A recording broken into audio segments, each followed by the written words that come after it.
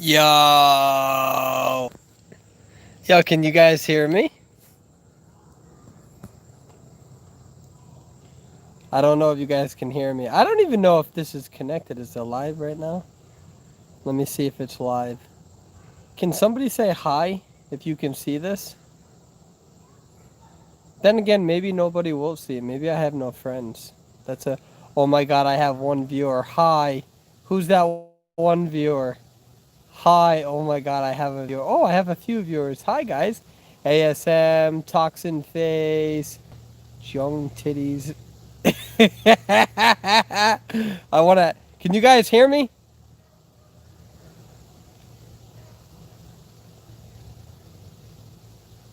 I don't know if you guys can hear me. Hi. Oh my god, you guys can hear me. Yeah, I got a comedy skit coming out tomorrow. I'm super excited for it.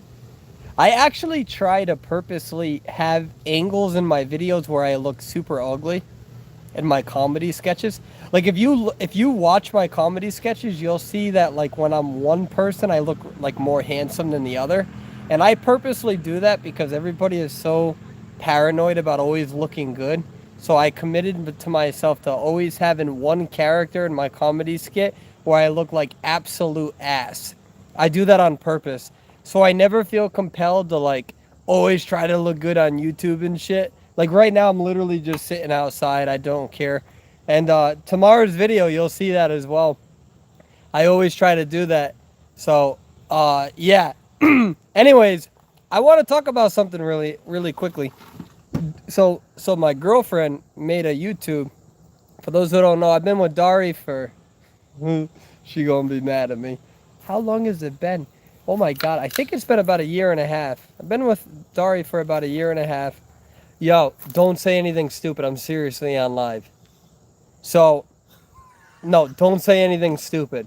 There's like this big cancel culture. Yeah, no, don't say anything. I am being so honest, Dad. Don't even talk. Don't say a fucking thing. You're gonna get my whole YouTube canceled with your fucking humor. Just don't say shit. Just go back over there. Exactly. That's the type of shit that gets me kicked off YouTube. Go over there and just sit. No. Dad, I am being so, no. Don't go, Dad, go over there. All right. So anyways, he's if it's my dad, he's gonna.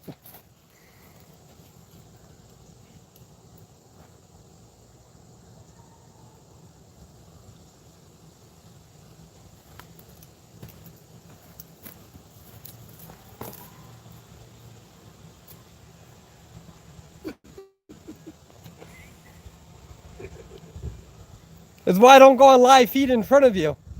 This is this is why.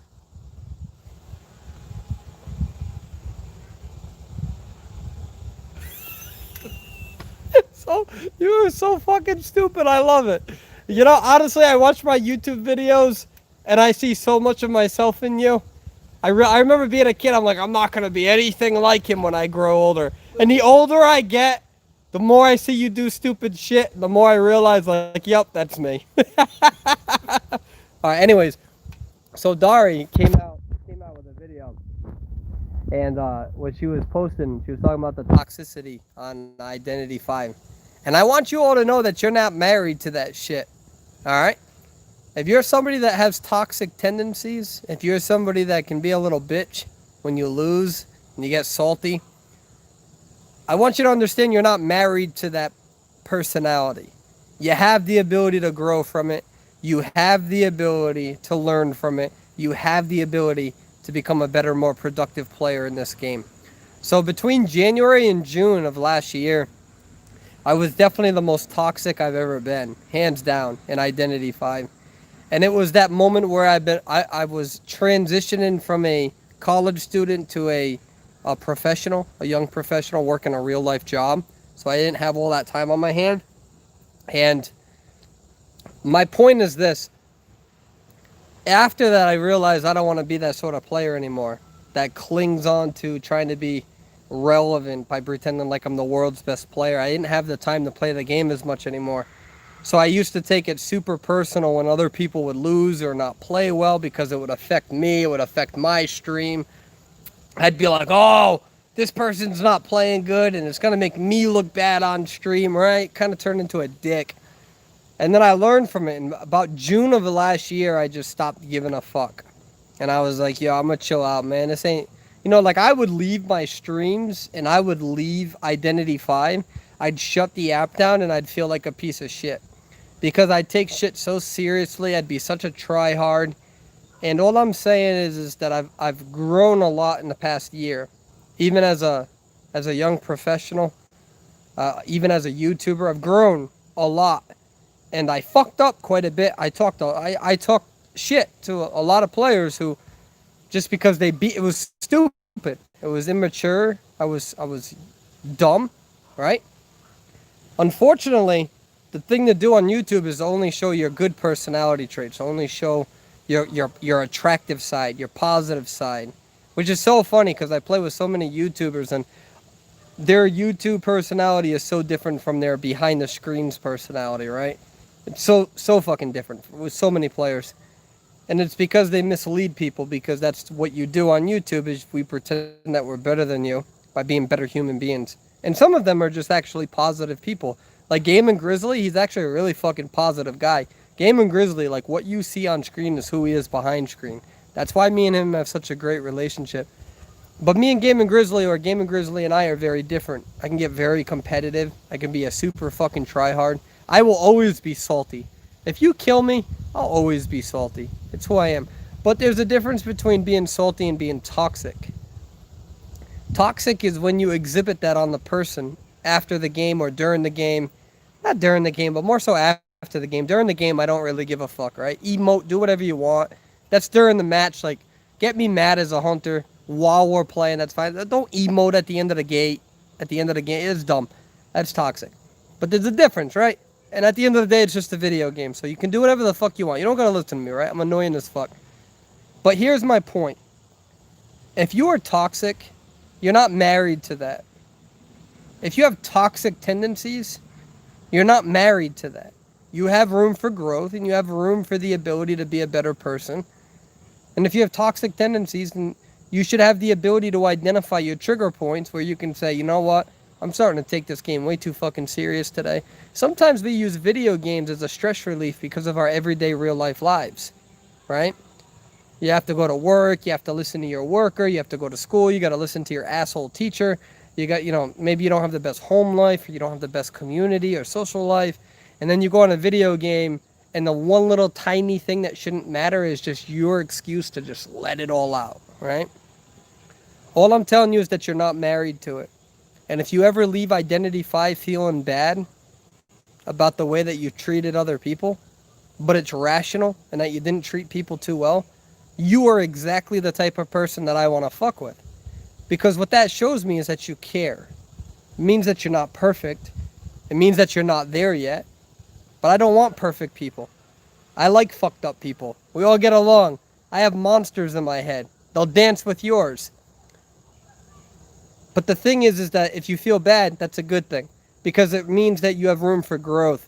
And that it's going to motivate you to be a better person, a better player. And even if you can never eliminate those toxic tendencies, you can identify them where you can understand, you know what? I'm starting to lose my shit over some stupid shit. Maybe I got some real life stuff going on. And it allows your ability to reflect on yourselves. And to ask yourself, are you really mad about this video game or are you mad about something else? Sometimes when we become that person, it's a good sort of reflection. But it's never all right to make other people feel bad. I have come a long way. I still have a long way to go. That's why I only play with fans now, and I let you play whatever character you want. It's a good way of me trying to simmer the fuck down. My problem is I'm a very competitive person, so I gotta mediate it. And unfortunately, as unattractive as it sounds, it's a battle that I have to have every day. When I play video, I get way too competitive. I've been like this as a child.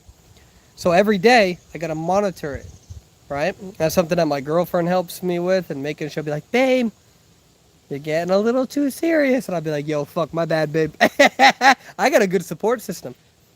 But what we know in psychology is that if you have insight, you have judgment. So if you have insight into your behavior, it will lead to better judgment. Here's my thing. You are not married to the person that you are right now. You have a lot of room for growth, and only you can decide whether you decide to grow and move on and become more productive as a member. It's really interesting how when I'm with people in real life, I never act like that. But when I'm online and I don't see your face and you're just a username, I'm disassociated from giving a fuck about your feelings. I don't like that. And it requires a lot of training for me.